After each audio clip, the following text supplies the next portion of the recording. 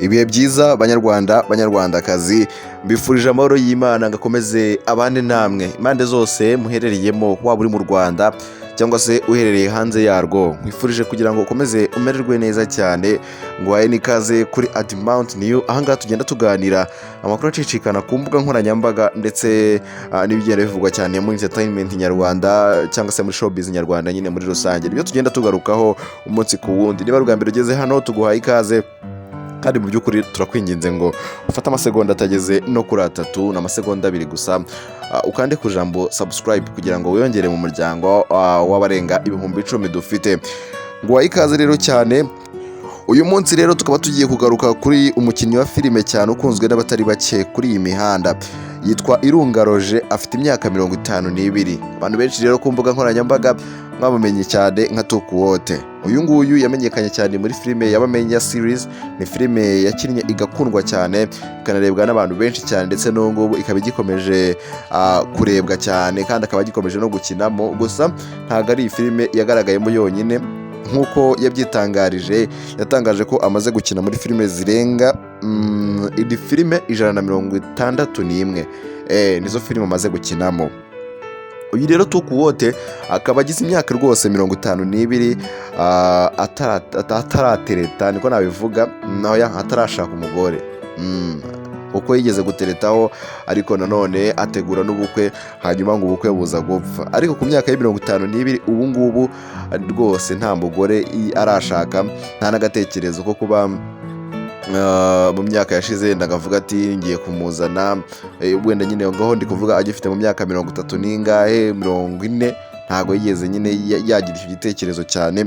Usibye mu mwaka wa 2021 nibwo ngo yari afite umukunzi ndetse bitegura no kuba bakora ubukwe, hanyuma rero ngo bikaza gupfa, ubukwe bwenda kuba. Ibi ngibi rero ngo byapfuye kubera iki? Ni ukuvuga ngo uyu nguyu Tukuwote yabaga hano mu Rwanda, hanyuma ngo umukunzi we akaba yarabaga mu birwa bya Seychelles. Ubwo ni ukuvuga ngo rero uyu mukobwa ngo nta gahunda yari afite yo kuza kuba mu Rwanda, hanyuma Tukuwote nawe akavuga ko nta gahunda na ntoya yari afite yo kuba yajya kuba hehe ahangaha mu birwa bya Seychelles.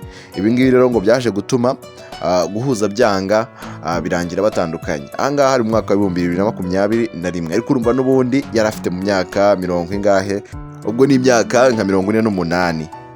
Ku myaka 48 ubwo nibwo yaragiye kuba yatekereza ati reka nkore ubukwe. Ariko ubwo urumva n'ubundi ku myaka 48 abantu be baratangiye kujya bamurambirwa, cyane cyane mu muryango we, nk'uko agenda bigarukaho n'inshuti ze muri rusange bamushyizeho igitutu cyane, bakamubwira bati ni gute waba udashaka umugore.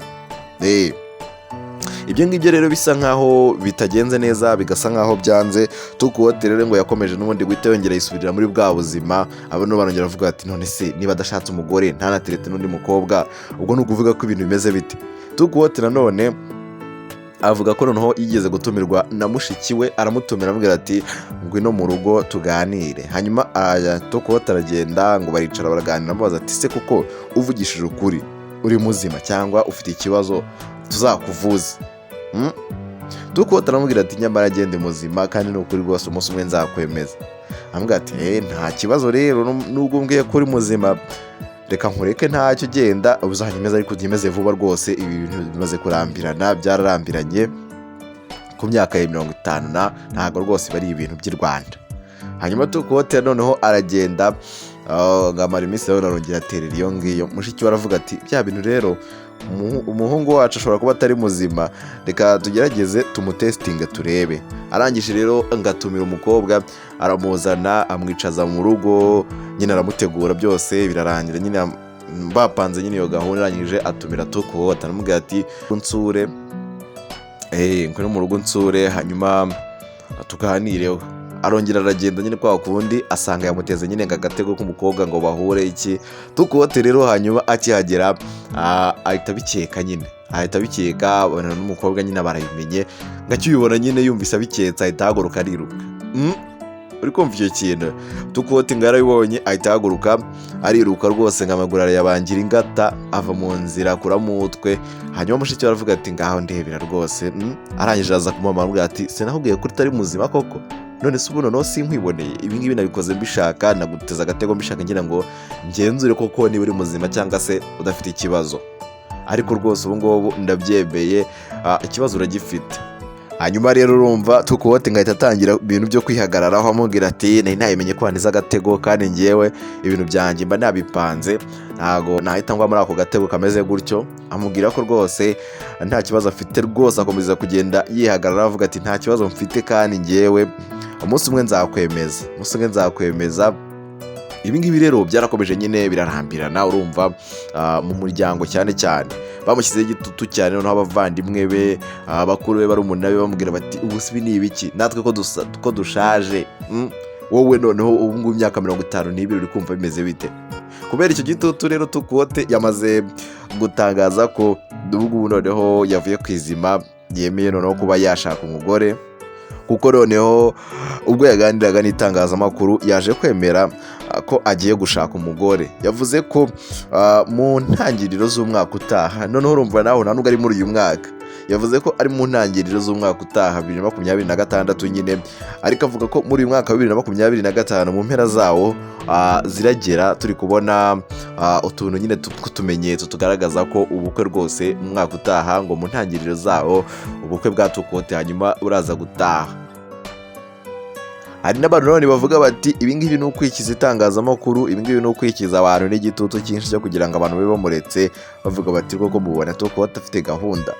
Abandi bati rwose Imana ishimwe kuba basi yenda yavuye ku izima kumva ko bikenewe, kuko rwose imyaka agize ni imyaka myinshi. Abantu benshi bavugaga rero ngo Papa Sava ngo muri sinema ngo ni mukuru ngiki, ariko urumva n'ubundi we ntago angana na Tukuwote aramuruta cyane. Ubwo rero urumva ko bitoroshye. Ubwo rero yaganiraga n'itangazamakuru bamubajije ku bijyanye n'ibyo ngibyo, amaza bati se n'ubundi koko wamungari urumva utarwaye kuba warahuye n'ibyo byose, ukaba wumva we ntacyo bikubwiye abe na gatoya, cyangwa se niki gitumye nyine ubundi wumva ko ugomba gushaka umugore ku myaka ya 52? Ni imyaka myinshi. Mu magambo make rwose yisubirije yagize ati mfite ukuntu ntegura ibintu byanjye, ubwo rero n'ubukwe bwanjye burapanze. Gusa uyu mwaka wa 2025 urarangira mutangiye kubona ibimenyetso by'ubukwe bwanjye. Hanyuma nanone twongera tukagaruka ku buryo ngo bakuru be noneho bajyaga baca ibitovu, akajya gusura bakuru be agasanga baciye ibitovu bakamuhuragura, bakamukubita kabisa kugira ngo barebe ko ngo yaba yabasha kuba yatinyuka abakobwa. Iyo bakubise ibitovu ngo utinyuka abakobwa n'abagore, bavugaga ko rero ashobora kuba batinya, hanyuma bakamutumira ati ngwino dusure. Mu gihe rero nawe yitegura rwose yagiye akagerayo agasanga ibitovu babiciye koko, bamwiteguye bakamuhuragura, nawe rero agafata inzira akongera akiruka. Urumva bamukubitaga ibitovu akiruka, bamutega umukobwa akiruka, ariko se urumva koko aha nta kibazo kirimo. Gusa noneho reka twitegure ko ubwo yemeye ko mu ntangiriro z'umwaka wa 2026 azakora ubukwe. Reka tuzareba koko tubimenye, nanone turebe tuvuge tuti bya bintu koko birapanze nk'uko agenda abyivugira mu itangazamakuru, nk'uko nawe abibwira umuryango we, inshuti n'abavandimwe n'abafana be muri rusange.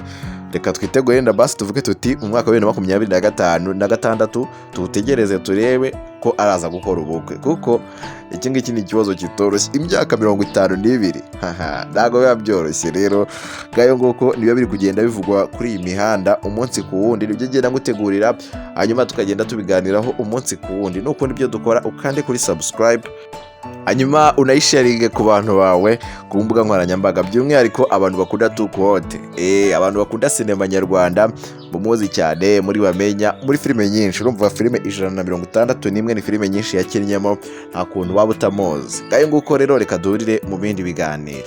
Ciao ndabakunda cyane.